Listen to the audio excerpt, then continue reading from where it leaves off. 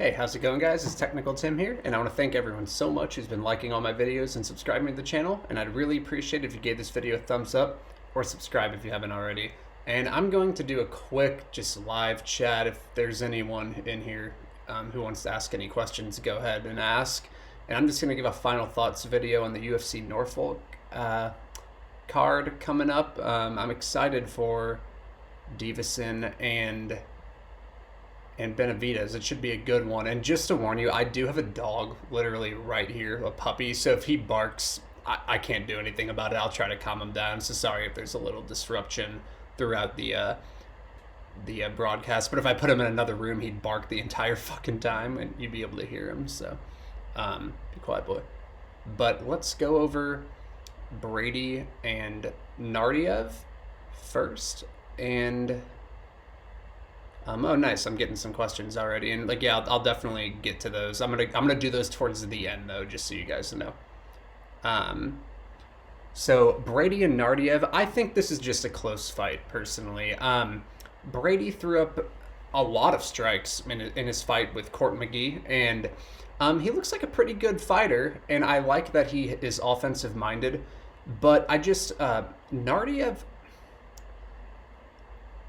I think Nardiev's very good. His striking defense, his defensive metrics are incredible. He gets hit, I think, less than one time per minute as far as significant strikes go. And I think that could be the difference. So I tend, in fights like this that are probably competitive kickboxing fights, I tend to lean the guy who has better defense. That's just kind of like my method of looking at things. But if Nardiev does get stuck on his back at one point, but he does have good first layer takedown defense, and of course Gugaba isn't here making fun of me, but he has good first layer takedown defense. But I think if he gets put on his back that's whenever he kind of tends to have problems, I would say. But I just expect it to be pretty competitive. Who knows? And then Elon Cruz and Spike Carlisle. I think I get the hesitation of playing debutantes, but Elon Cruz, I talked about it on the podcast. I'm on Cruz here. I'm on him a few units. I just think he's going to be way bigger, and I overall like his defensive wrestling that I saw in a couple fights ago on the regional scene. And it's not incredible, but I just don't think Spike Carlisle is a good enough wrestler to consistently get him down, and to keep him down, and to land damage once on top. And I just feel like Elon Cruz attempted like 328 total strikes in his Contender Series fight, and you just do not get attempted strikes like that very often. That was on pace to break a UFC record had it gone 5 rounds, and it would have been the Covington record over Lawler. So when you're that active and you're that offensive, and you also tend to hold on one second. Come here, dude. Alright, I'm just gonna have to hold this motherfucker. This is him, by the way. But I'm gonna have to hold him while I do this. When you're that active and you have that much of a size advantage, I just kind of have to side with you. That's kind of the way I see it. And I feel like Spike's going to have to get some type of back take and a submission, or lay on top of him for 15 minutes and do more on the mat than Elon Cruz will do on the feet, you know? So I just feel like it's an uphill battle for him. And then Griffin, Brown, I don't have much to say. I think it's going to be a bit of a scrambly mess, to be completely honest. I just don't see, like... I don't like that Jordan Griffin. He tends to just find himself on his back a lot. And then TJ Brown, he does a thing where he doesn't put in body triangles. And if you watch the Ige Griffin fight... Oh, someone picked Spike. Yeah, sorry, man. Well, I'm against you. I wish you the best of luck, but actually not on that fight. I hope you do well on the other fights. But Griffin and Brown, the thing with Brown is he doesn't put in body triangles, and Griffin against Ige would escape a lot whenever he got his back taken, because Ige wasn't putting in body triangles. But whenever he would go up against Chaz Skelly, Griffin wasn't getting out because the body triangle would be slapped in by Skelly and he would be fucked for the entire round. But I just don't see TJ Brown putting in body triangles because I don't see it consistently. So it makes me think, even though I think TJ Brown is a little bit better of a positional wrestler, I think this is just going to be very scramble heavy. And I think it's going to be a little bit of a mess. But Pena Garcia, I don't have much to say. Garcia looks all right, and if it stays on the feet, I think this is going to be competitive, and Garcia could be value. Pena's only landed one takedown in his entire UFC career, so that's kind of the fear if you're playing Pena in like a parlay leg or something. It's if it stays standing, and it might because he doesn't always get takedowns. This could be competitive, but if he gets it on the mat, I think Pena's a really good grappler, like a very, very underrated grappler too. Like you saw what he did to Matt Frevola. Like Frevola would get a couple takedowns, and Pena is really good at using his long leverage on the mat of just making really awkward positions into his advantage. And yeah, like I mean, just look at like Jalen Turner just grappling over the weekend against kind of like a regional guy. He dominated him, and Frevola just kind of murked Turner on the mat, and you kind of saw Frivola's a pretty good grappler, and Pena I thought was a lot better than him on the mat. Spivak Tabora, stay away from it. Allen and Breeze, I tend to lean Breeze here. I think he's just a little more well-rounded, but the Breeze fight against Nakamura does concern me a little bit. He kind of would get stuck on his back and taken down a bit, but Allen doesn't have the best control. And even in his win against Kevin Howland, I think he landed like Allen, to that point, he landed like 11 strikes. So I don't really trust. I feel like Breeze is a side, but I'm not playing it just because there's kind of some unknowns. I am on Gabriel Silva over Kyler Phillips, just a small play on a unit. I just think he's going to be the better wrestler here, and I really like what I saw from his wrestling, kind of on the regional scene.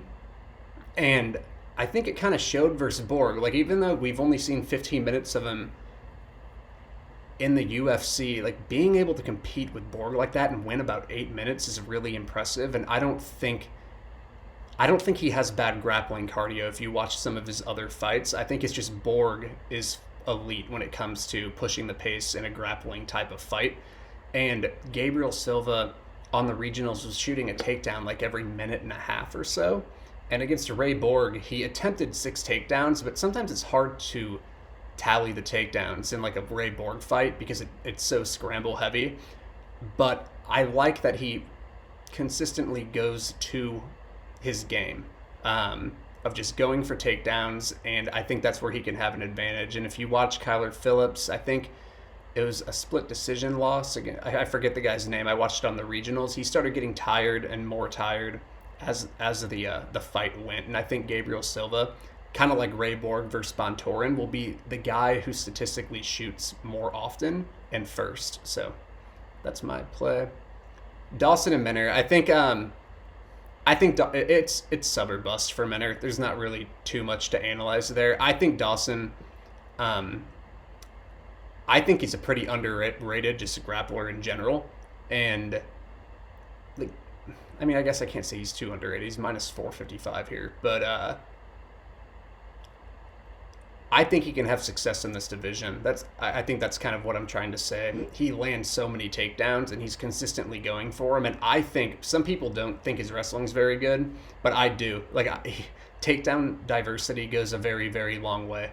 And he has like 30 to 40 to 50, just so many different type of takedowns that he can go to. He can go to body lock, singles, doubles. He can go from a single and run the pipe, go to a treetop. He can just do all kinds of things.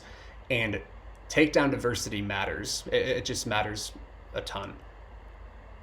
It's not like he's just a guy who goes out there with a blast double, and the blast doubles are the easiest shot to stop because all it takes is kind of a sprawl. And yeah, like, you can just be athletic and learn a good sprawl. I mean, you're not going to stop a world-class double like Jordan Burroughs, but for MMA wrestling, you mostly can stop general doubles from like kind of just the average person. But Dawson, whenever you diversify those takedowns, I think he's very good.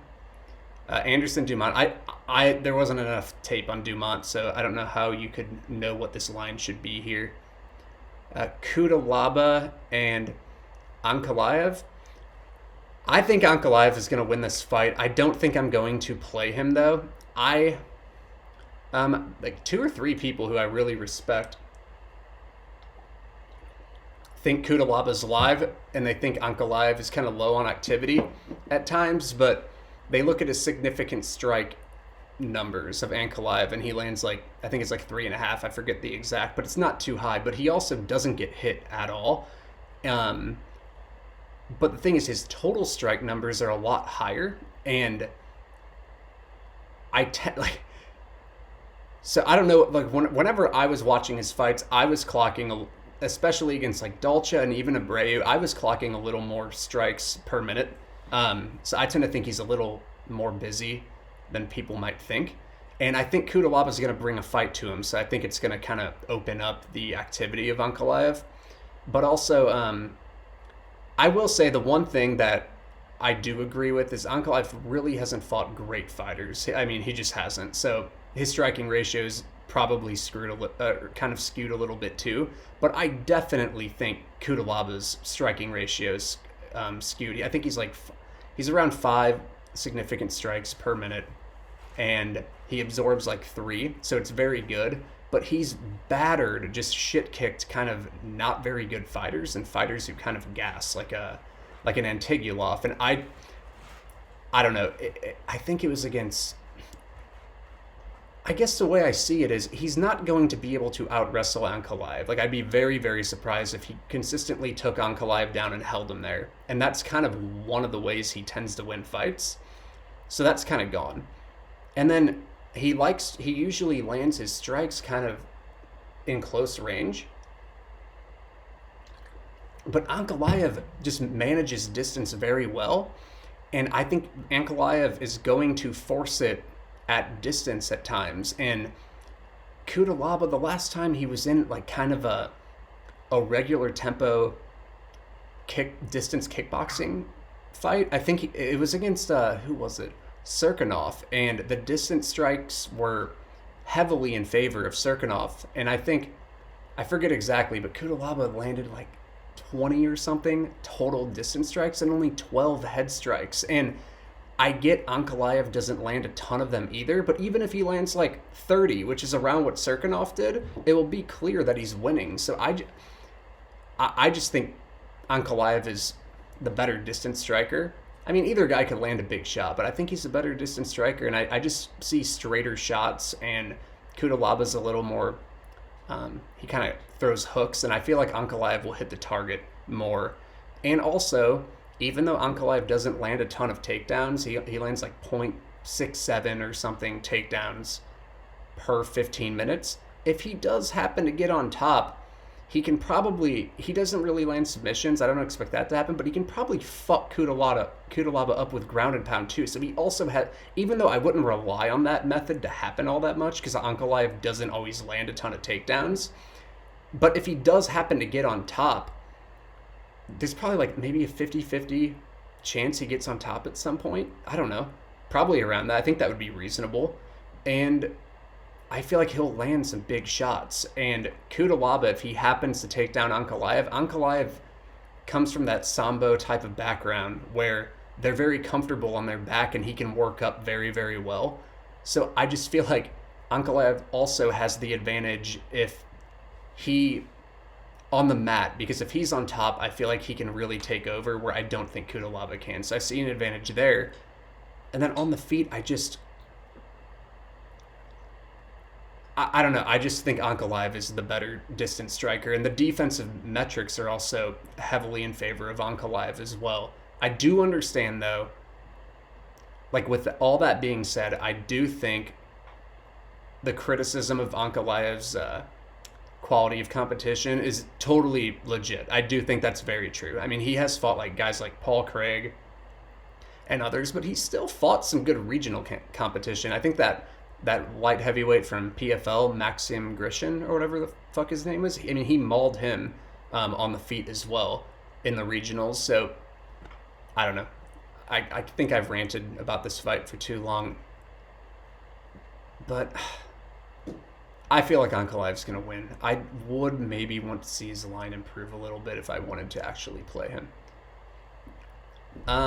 Spencer should out grapple Farron. I'm not really going to go into that. And then Benavidez and Figueiredo, I'm not going to say too much about this one either, because I don't think I'll be helpful analyzing this fight. I do not read Davison fights very well because he just kind of relies on athleticism and landing big, crazy strikes. And I think that's a hard thing to predict. I think it's easier to predict kind of who will hit more over the course of 15 minutes or something, or who will out grapple who over the course of 15 minutes, or other things you can predict is like who has a better gas tank over the course of 15 minutes.